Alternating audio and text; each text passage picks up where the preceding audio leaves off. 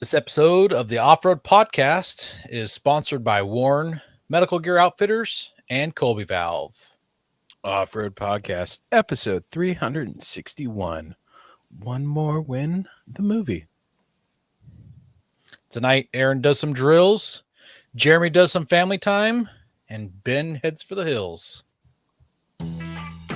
Welcome to the Off-Road Podcast about everything off-road. We cover the news, review products, and interview people in the off-road industry. Your hosts tonight are Aaron, and my name is Ben, and our guest tonight is filmmaker Amy Lerner. And welcome to the show. Thanks so much. Glad to be here.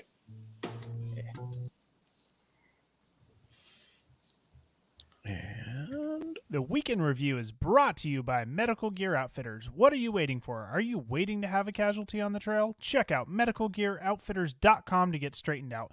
Medical Gear Outfitters has everything you need, whether you're going out for the day or traveling on a year-long expedition. Head over there to get off-road specific kits that meet all of your needs. And while you're there, make sure you use Off-Road Podcast for 10% off. I just got to share that code with some friends this weekend who are looking for some tourniquets and trauma kits. So hopefully they use our code and Skinny Medic is happy with us. yeah, I'm actually going to have to order up some stuff from Skinny Medic. I ended up using a couple things this weekend. Uh-oh. Well, why don't you tell us about your camping trip, Ben? Oh, all right. I guess I'll start that off since I spoke, right? So I managed to sneak out and get a night in of some camping. Took the trailer. I had a little leak in the back, so I got that all fixed. And then we went and did a night of camping up at Rife Lake. It's one of my favorite spots growing up camping. I went out there with my dad and his wife, and we had a nice little weekend at the lake, a night. I had to head back because my middle son had to leave for summer camp the next day. So we went camping, all for my son to go camping again for a week long, or actually they're going to be camping for like 3 weeks. We are leaving Wednesday to go camping to join them in Montana for a week. So I won't be here next week. But Oh, thank goodness. I know, as long as we can get rid of me, right? But yeah, we just did a little camping, did a little fishing, just a little father-son's time. It was pretty fun. But I had we had a burn, so we had to use some burn cream because my son had to touch the hot marshmallow stick. We've got like one of the metal collapsible ones. So he burned his finger and kept complaining about it. So I'm like, here's some burn cream. And then my older son got his allergies were acting up and he got a nosebleed. And it was like 3:00 in the morning and I'm tired. So I popped open the first aid kit and grabbed my roll of gauze. I'm like, here you go, shove it up your nose. And went back to bed. So I've got no gauze left. Quick caught in there. No, I didn't dump some Quick Caught in there. That probably wouldn't have felt very good. So yeah, that was my weekend. It was pretty fun. And then now I've just been getting ready to head to Montana to go. The boys have summer camp, so we're gonna go to Flathead for a week because my wife has to go back the following week. And then so we're taking the minivan because gas is so terrible right now. Yeah, for sure. We were going to take it. We are originally going to take the 4Runner and the trailer, but with the 14 miles per gallon I'm getting right now, it's not very nice at all. So yeah, that's rough. Yep. Oh well, win some, lose some, and I can go ahead and not losing out on gas money. So yeah. What about you, buddy? Well, I wasn't on last week, and I had a great time having you down at my property last week, and it was a good time. Let's see here. We worked on the 3D printer. We were in the hot tub. I took you to go see Christian. That was fun. Yeah. At his shop. We went to the gun store and bought some blanks that were too long. Yeah, it was a good time. But after you left, I had my shooting competition. So this was the pistol competition at my house, and I didn't win officially. You didn't rig Unofficially, it. I did win. So You didn't. So you wrote down your score. yeah. So this year, correct. Yeah, this year I wrote down my scores, but I made myself ineligible for the prizes. So it was a good time. We had 22 people out. It was a lot of fun. So Wow, that's this pretty good for coming throwing it Sunday, I have right. yeah. This coming Sunday, I've got a shooting competition that's a legitimate one at an actual gun range that I signed up to go shoot at. There's about 69 people, so we'll see how I do. It's going to be a learning experience because I've never done a legitimate one other than the ones I've put on. So I'm hoping not only to have fun shooting, but also to learn how they put on their events so that I can put on better events and whatnot. So, but besides that, besides shooting guns, I got the Toyota Avalon. Here we're talking about minivans and and sedans on our off-road podcast. It's pathetic what gas prices have us talking about. I got all the struts replaced, the sway bar end links, the rear pads and rotors. Let's see here, the front ABS lines. So I'm gonna need you to teach me the paperclip trick to reset my ABS now that I've replaced those parts. So got it all done, and then got some tires put on it so that it's ready for my wife to take to the Tri-Cities this week, which will save us on gas for her driving that rather than her driving her truck. So she's going to Tri-Cities to see a friend, and then she's going to pick up our kids that are currently at summer camp this week and bring them back with her. Actually, that's something we did yesterday. We took our kids to summer camp over on the other side of Mount Hood, and after we dropped them off, we did a little 20-mile loop, and it was really neat. So we stopped at this waterfall called White River Falls, but just beyond that, there was a stretch of the Deschutes River that the local tribe it's on their reservation, and they build these platforms and they net fish out of the water, and all their platforms were out there and everything. So it was really cool to see all that. I should have uploaded photos. I could have shared that. Yeah, this is just a neat little side trip. And then we had dinner because it was our 19-year wedding anniversary. So it was a good time. Congratulations. Making it longer than a lot of people do, especially nowadays.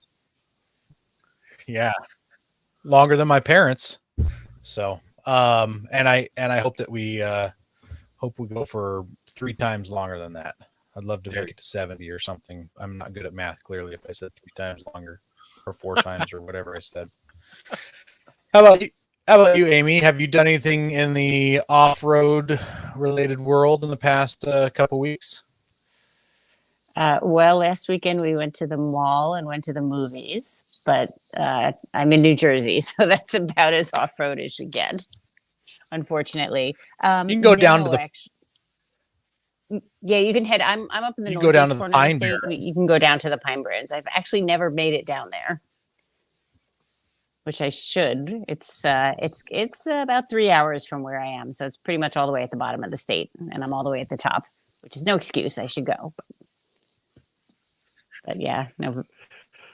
Very much city suburb here, not a lot of off-roading opportunities, unfortunately.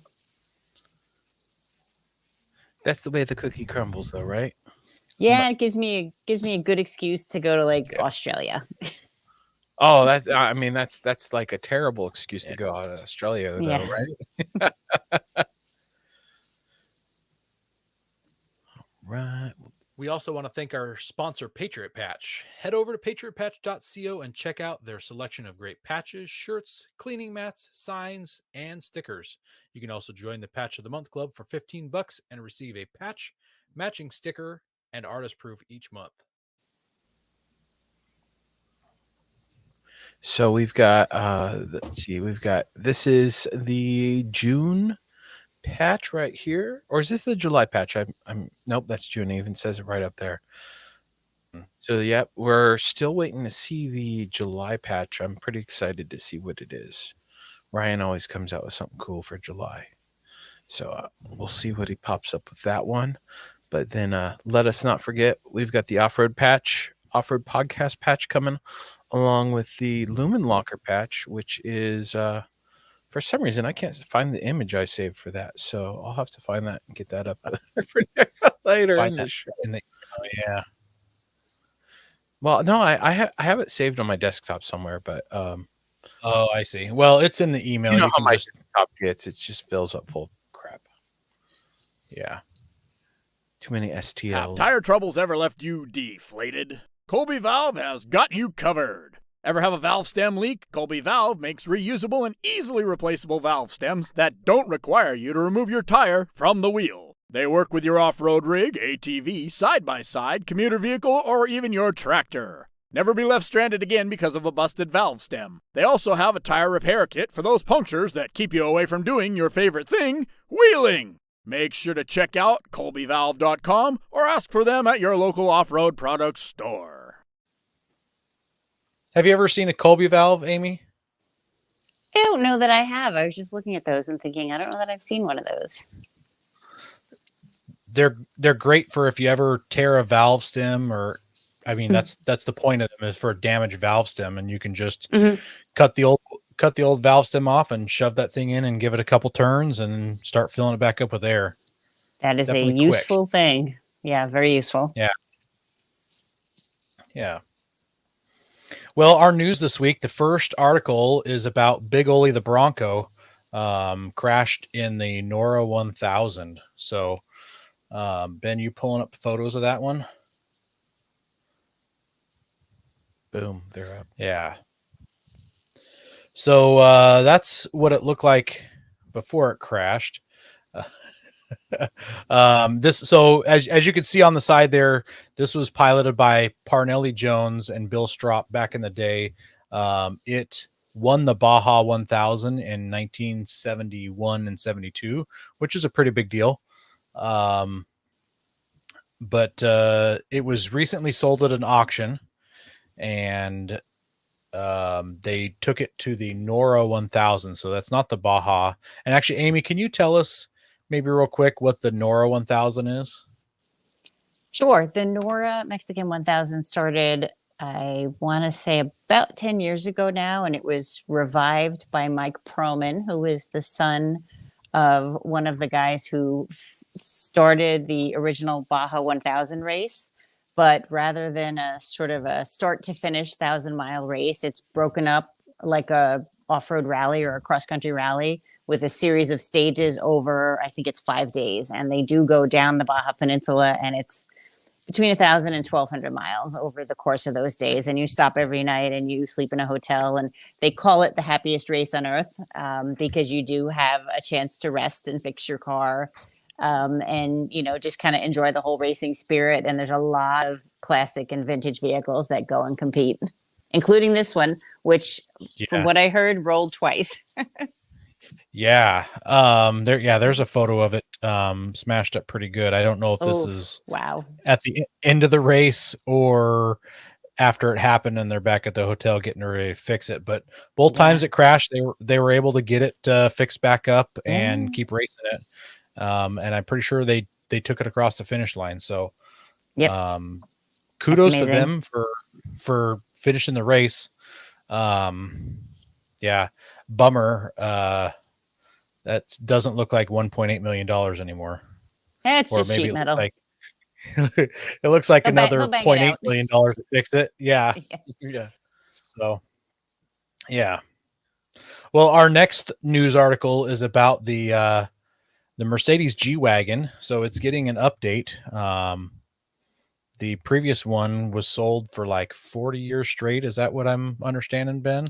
So it's, from what I gathered from the article, is there's been some small revisions for the last 40 years, but nothing major like what it's getting right now. Yeah. So this one is going to be IFS all the way around, no live axles. This also is the square. They call it the 4x4 squared, which means it's got portal axles underneath it. You can still get the regular G-Wagon, which doesn't have portal axles. Or if 2 portal axles isn't enough, I believe you can get a 6 axle version as well. But those portal axles give it 13.8 inches of ground clearance. It also lets it go into water 35.8 inches deep. If you're good at rounding, that is 3 feet of water. The AMG version has a twin turbo V8.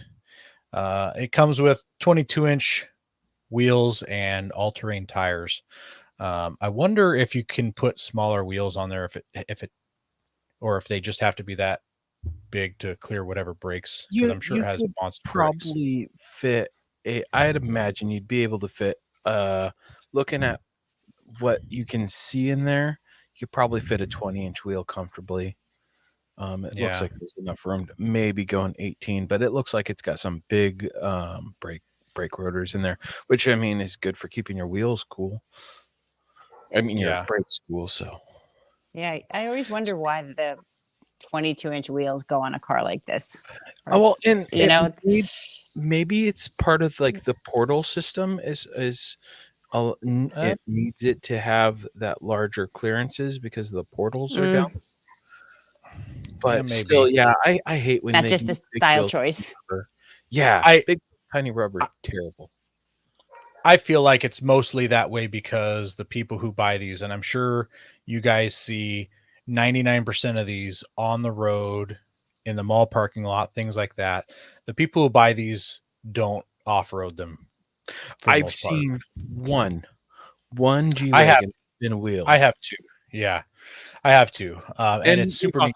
Guests on there. We own 2, so that's true. That's true. But I've only seen one in person. Amy, if Mercedes called you up and said, "Hey, we've got this awesome squared version portal axle G-Wagon, would you rally this or off-road race it?" I could find some fun places to go with something like that for sure. Absolutely. Including a red carpet, right? They're very capable. Yes, they definitely are. They are very capable, and it sounds like even more so. I'm not familiar with the updates, but it sounds like you could have some fun. Oh yeah, well the old ones have always been. Of course, your wheels will get destroyed and first rocks you hit, but and your tires might go. But as long as you're good at changing a tire, no worries. I like the fact that they kept the look of the original style, so it's just like a modern retro or whatever we want to call that. So it looks good. Go prepared with Warren Industries. They produced the first recreational winch in 1959 and lead the industry with their dedication to quality and reliability. When you dig yourself in deep, make sure you have the right tools to get yourself out. Get Warren equipped and go where others can't. Now, let's get ready for adventure and head into our main topic.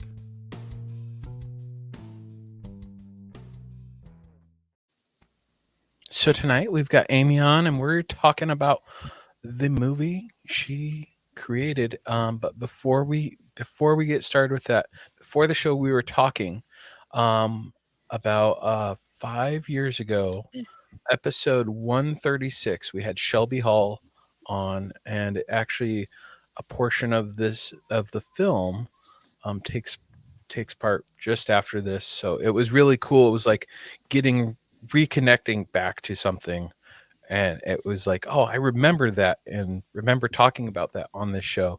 And it's like it was that long ago.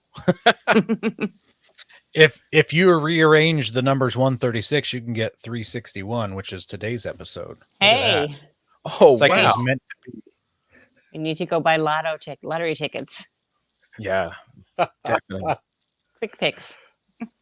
So can you give us a quick high altitude summary of what the Baja 1000 is and when it started?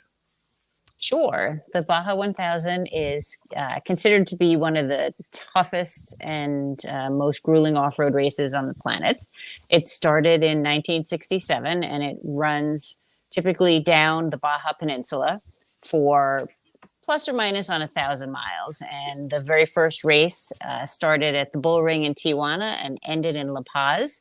And at the time, there were not really any roads or any good maps for the Baja Peninsula. And you just kind of were, if you were competing, you didn't have a course.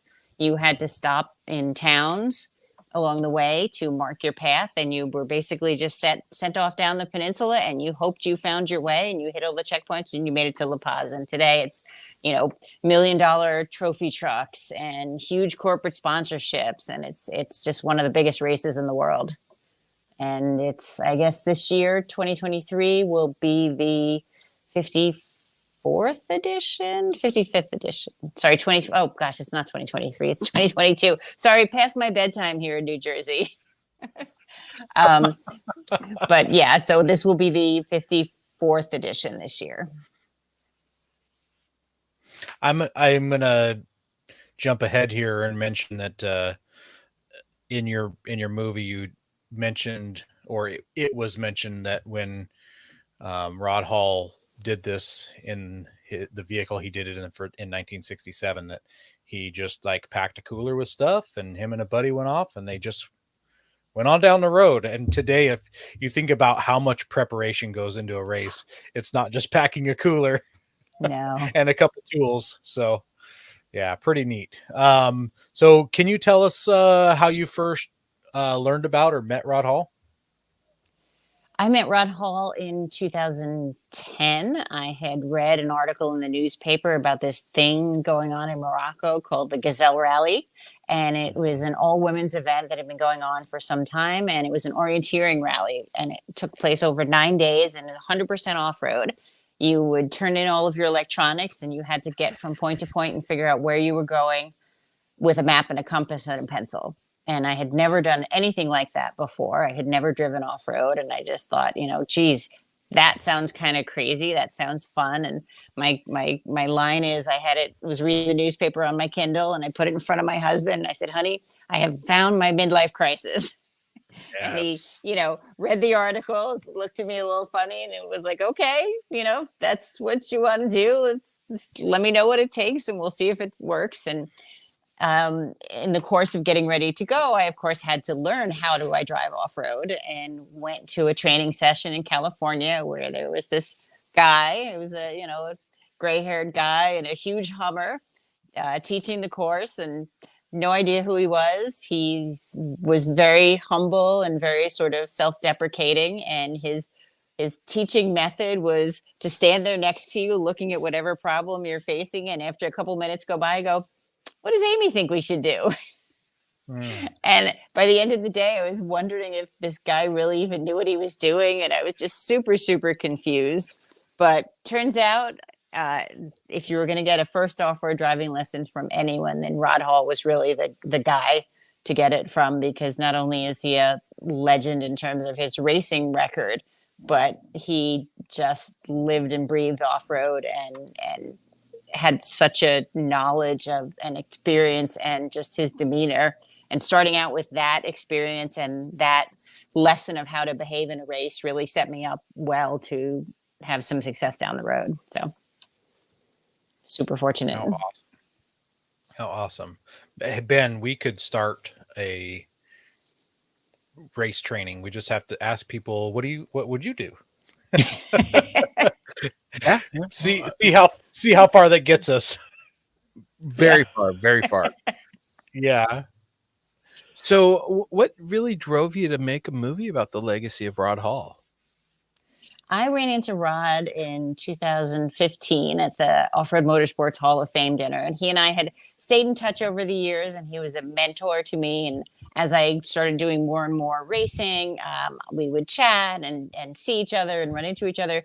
But I hadn't seen him in a while, and we're just catching up. And he's saying, hey, my 50th Baja 1000 is in 2017, and I'm getting a little tired, and I don't know if I really feel like doing it, but everybody's expecting me to go, and maybe I'll just kind of finish my career there, and I'm not sure, and I've got these plans. And I just sort of considered it overnight, and I had always heard of his stories and all this really cool stuff that had happened in off-road racing and the things that he had experienced. And with the exception of Dust to Glory, it's not a sport that really has gotten a lot of big, mainstream sort of biographies, media attention, that kind of stuff. And I called him the next day and I said, Rod, I have this crazy idea. How about if I make a documentary and we take your history since the beginnings of this sport and wrap it around this racing and the events that you're going to do in the next couple of years and cap it off with that record-setting 50th consecutive Baja 1000. And he said, well, Amy, I've been asked for years and many times, write a book, do a movie, can I make a biography? And I've always said no, but because you're the one who's asking me, I'm going to say yes. So I hung up the phone. I, did a little cheer. And then I thought, well, geez, now I have to figure out how in the heck do I make a movie? Because it was another thing I knew nothing about. But I had an idea. So that's kind of my next question. There's how much filmmaking experience did you have prior to this one? I had none. My experience really was a couple of years prior. Someone had approached me about making a documentary about a bunch of women in motorsport, and at the time it was less common than it is now, and it really never went anywhere, which was fine for me. Didn't really want to be in front of the camera, but I asked a lot of questions and learned about the process, which unfortunately gave me just enough knowledge to think, oh yeah, sure, I could do that. That makes a lot more sense after watching the film. I think there was 1 or 2 shots of you in the film. Yeah. That's on purpose, right? And that actually, my original thought was that we were going to get that whole segment about the Mid 400 with Shelby without me appearing in it, because it wasn't about me. But then you have this co-driver who is referenced but doesn't really exist. So it turned out a little weird. So I was like, okay, 12 seconds, but no more. There you go. Yep. Yeah, that's a great shot. Thanks. That was a really fun time. So how long did it take you to film the movie? We filmed the first race that we filmed was the Nora Mexican 1000 that we just mentioned in 2016, and Rod and Shelby drove in Rod's Bronco that you just saw. And we filmed up through the 50th Baja 1000 in 2017 and went back a little bit later on and shot a couple of extra interviews because, as I've mentioned before, the first edit of the movie turned out to be a great film for me. But no one else could really follow the racing or understand, what's the Nora Mexican 1000, what's the Baja 1000, why are there different cars, why are there different, why are they going to a hotel now? So we had to go back and re-edit it because as the story developed, I wanted to make a film that anyone could see and anyone could understand and enjoy without knowing anything about off-road racing or even being particularly interested in cars. So the edit took a bit of time. I got to say, my wife sat down and watched the movie with me, and she's not a car person at all. She isn't big on off-roading. And I'm not going to say she was mesmerized, but she was interested in the movie the entire time. She didn't wander away like she would with my normal guy movies and stuff like that. She's like, No, yeah. She watched the whole thing with me, and I think she enjoyed it. So there was definitely it wasn't just about guys driving off-road vehicles in the dirt. There's a great story there. Yeah, it was a lot of, Rod's personality. He's just a very sort of compelling, likable guy.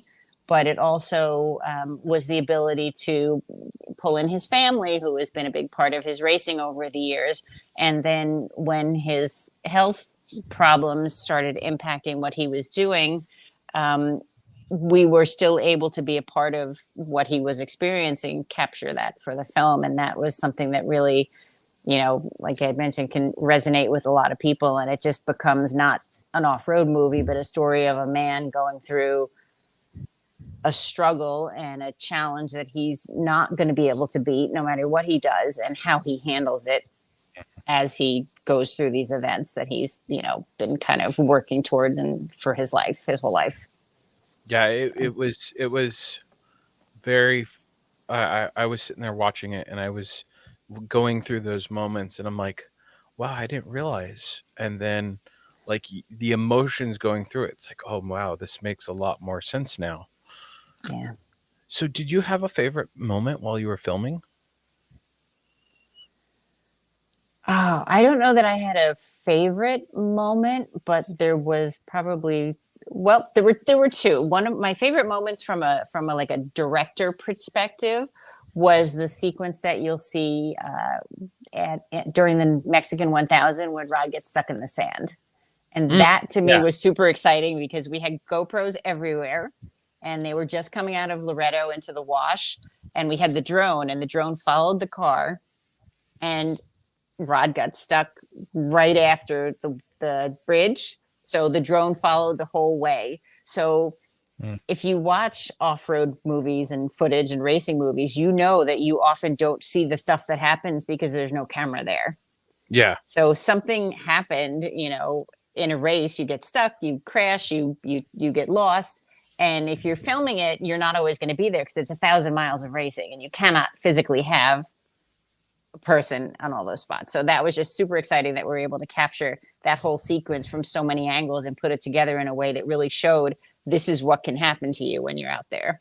So that was fun from that perspective.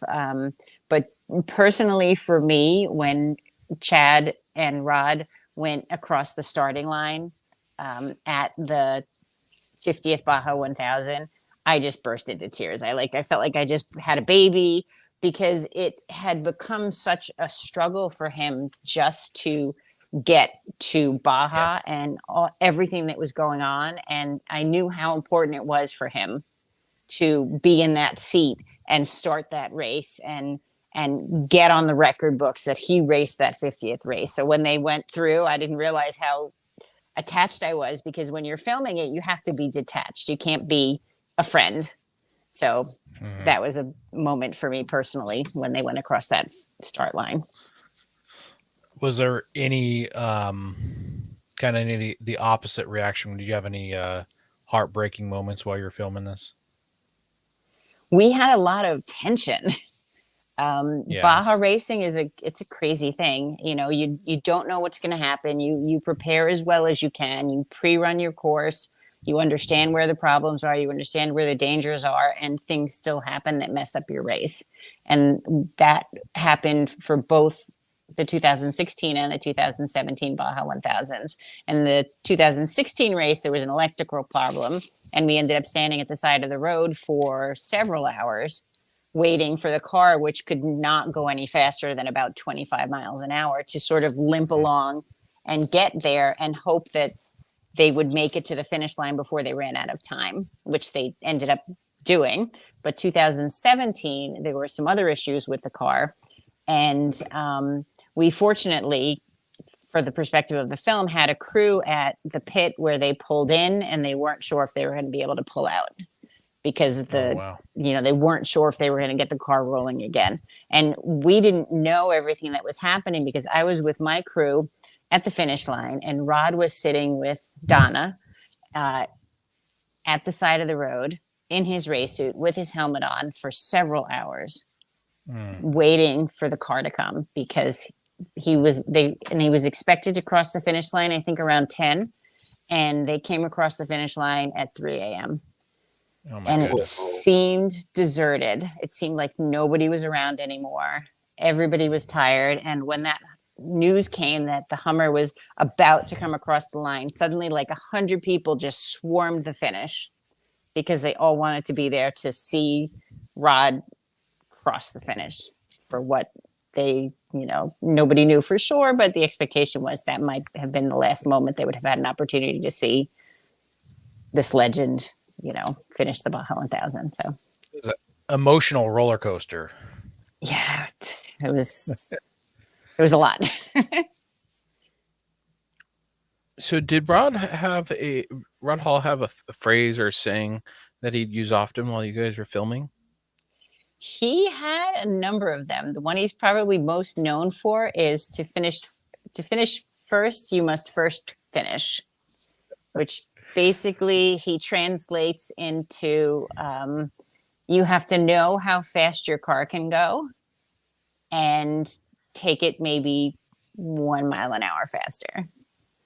Because if you these long races are not about just putting the throttle to the floor, because if you do that, your car is going to break and you're done.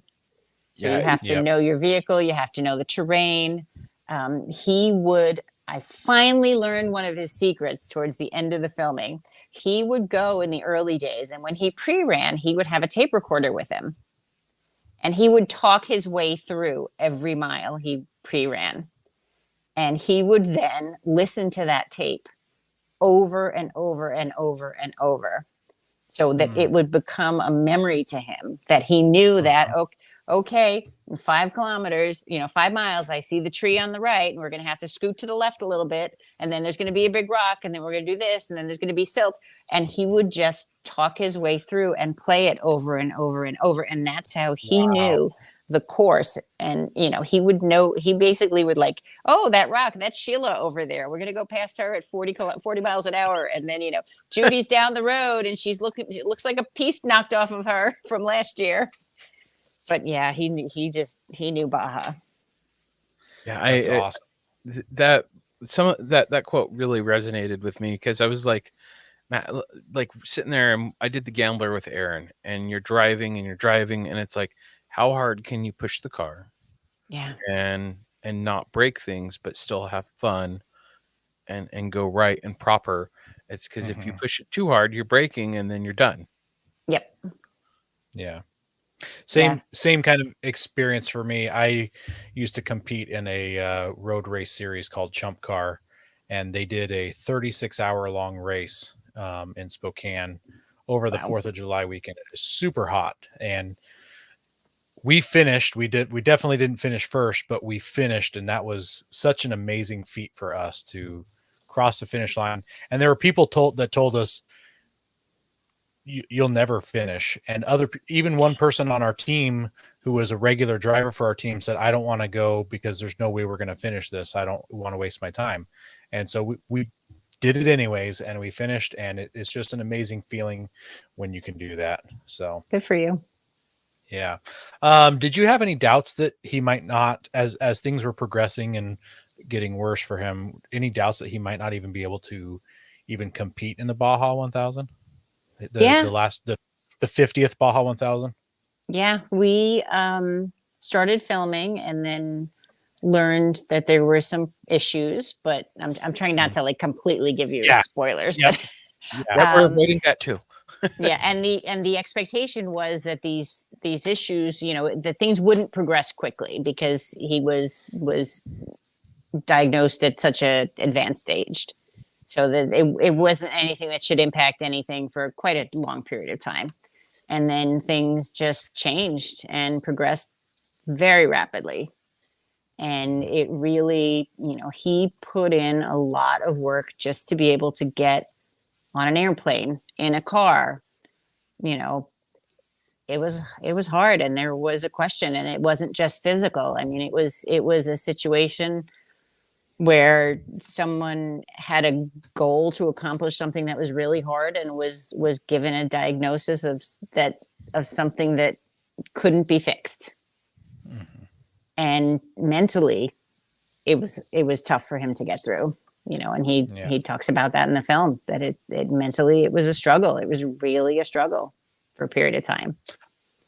I'm glad you put that in there, because it lets people know that our heroes, great people, even struggle with those kind of things. Yeah. So you're not alone if you've got struggles. Definitely. Yeah.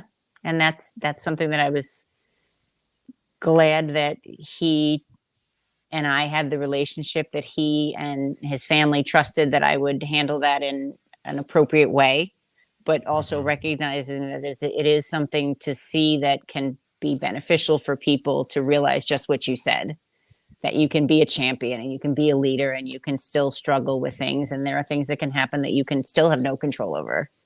And how you deal with them is what's the important thing.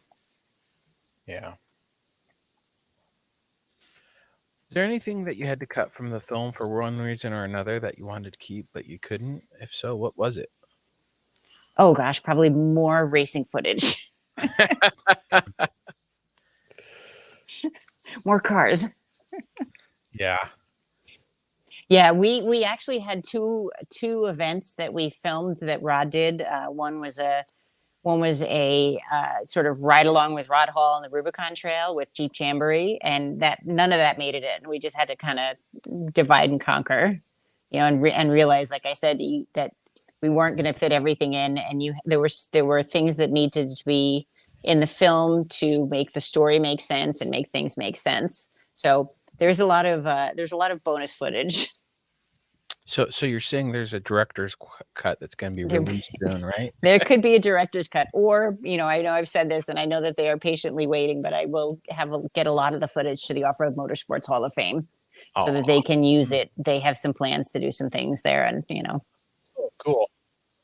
yeah. So along that line, you say more race footage. So we all know his Bronco is iconic. Do you have a favorite vehicle that he raced in besides? I'm not going to let you pick his Bronco. Any other favorite vehicles that he drove? I'm actually kind of a fan of the Dodge pickups in that era, in the Those mid the 80s. step side one. Yeah. They're just, I always Yeah. think those are just kind of cool. I've never driven one. Somebody actually restored one recently and ran it down in Nora this year. So it would be kind of awesome. cool to see that in person. But yeah, with the same livery, Yeah. the black and yellow livery. That was the one that stuck out to me too. It just looked so beastie and muscular and just ready to go. Yeah. Yeah. I liked it a lot too. What's funny is it was the Jeep for me. The original one? A pink Jeep with a cooler in the back. Like you being a guy that goes out and goes camping, you saw how loaded up my 4Runner was with junk. It's like, just being able to throw a cooler in the back with some sodas and go hit the trail. It's just so Yeah. And he had a whole bag of tools and threw half of them to the side of the road because they were rattling at one point during that first race. Yeah. Oh man, I didn't hear that part. I knew that he brought tools with him, but I didn't know he threw some of them out. And Donna made sandwiches, but those didn't last, so those had to go at some point too. But yeah, the tools, too much noise from the tools. So I don't know what I forget if he kept like a wrench and maybe a couple screwdrivers, and everything else was just left behind because it was too loud, too rattly. Oh, that's funny. That's really funny. Yeah, I mean, it was an adventure back in those days. I mean, it really, it's just as hard as it is now. I think the difficulty level has stayed the same, but the adventure factor definitely was higher back in the early days. Yeah, definitely. Do you have any plans to make any more films? I have a couple of different things I'm working on. One in a similar area and one in a completely different area. Can you tell us any more about it, or is that all under wraps? I'll let you know when it's a little further along. Yeah, we're kind of pre-production on both of them, so I'll let you guys know when we get a little further. We've actually got a question here from Timothy Knight. He wants to know, who do you look up to as for examples in the race, and why? Yeah, in just racing in general. I believe so. Yep. I think for me, it's the people who've had the long careers, and it's hard not to say Rod Hall. Obviously, he is, one of my. I would have to. It's embarrassing to call him an idol still because he's a friend and I've known him so well. But he really, he raced for so many years. He had so much success, and he just, he was a professional and a gentleman the whole way through. And that's, to me, the people that have that kind of career, that's what I would aspire to, is to just keep racing and have the level of success that allows you to carry on and continue and race a long time, because it's a sport that, Formula One, you age out of. Off-road racing offers so many different classes of vehicles and so many different ways to do it that maybe you're not a trophy truck when you're 70, but there are classes, if you want to race at that age, you can still do it.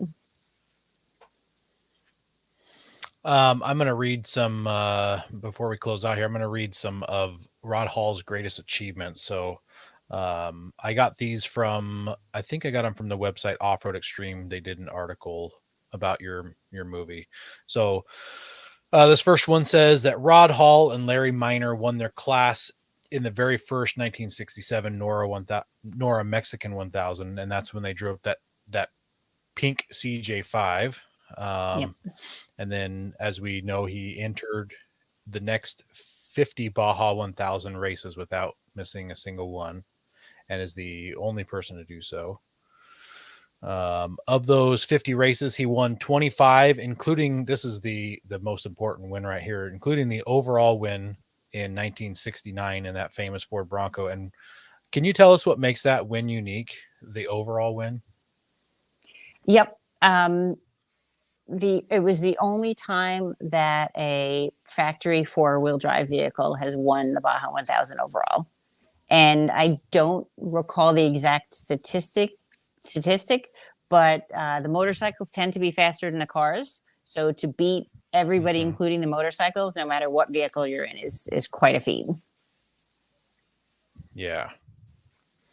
Yep.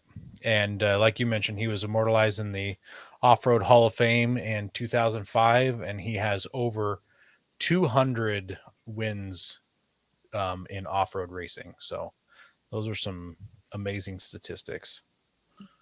And a Guinness Book World Record for having the most class wins at the Baja 1000. Okay. Which is kind of a fun statistic because he raced it 50 times and he won his class 25 times, which is 50%. And the statistic for just finishing the Baja 1000 sits at about 50%. Yes. So half the people that enter don't usually finish. Rod just managed to win half.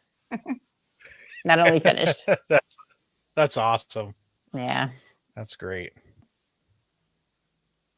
Well, Amy, we really appreciate you coming on. We'll need to get you back on the show to follow your career because you've done some more stuff than just filmed movies.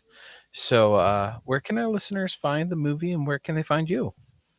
So One More Win is on streaming platforms, including Amazon and iTunes. And it's on any of the social media is at One More Win Film. Or the website is onemorewinfilm.com, and all of my stuff is at Team Lerner. Team Lerner. Okay. Yep. Amazing. There's the poster, by the way. Yeah. Well, we want to thank everybody who listens to us weekly and joins us live. We really appreciate you guys. Make sure you're sharing us with your friends. Make sure you're sharing us with your racing buddies, your off-road racing buddies, and tell them about the show. And if you haven't watched this movie, you need to go check it out. It's I think it was $6 on Amazon or something like that. It's totally worth it. Go thumbs rent up. it on Amazon. Yep, Thank you. go rent it or buy it, put it in your collection. It's worth watching more than once. Yeah, it's a really good movie. And share it with your friends. You don't have to just watch it by yourself because you're the only off-road racer. It's a great story that other people in your family, I'm sure, would like. So check it out. Check out her movie at those places, and God bless America. Thanks. Don't forget to visit Patriot Patch and join the Patch of the Month Club. Check out our Gaia affiliate link for up to 40% off. Also, don't forget to head over to Warren Medical Gear Outfitters and Colby Valve to see all their great gear. We're a proud part of the Firearms Radio Network. Got a comment or question? Send it to us through our webpage at firearmsradio.net or through our social media channels by searching for Off-Road Podcast. Also, you can listen to us live at overlandradio.com Mondays at 7 p.m. Pacific. When off-road, please remember to have fun, tread lightly, be safe, and courteous. Thanks for listening.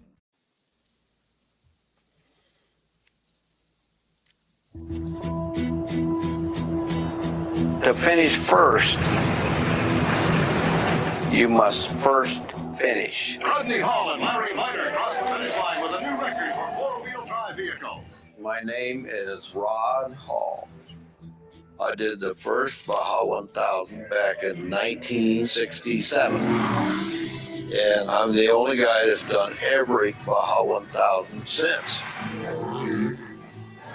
There is no larger off-road race in North America than the Baja 1000. It's hard. It's physically and mentally draining. Unless you know exactly where you're going, numerous things can wipe you out. How was it? Hall.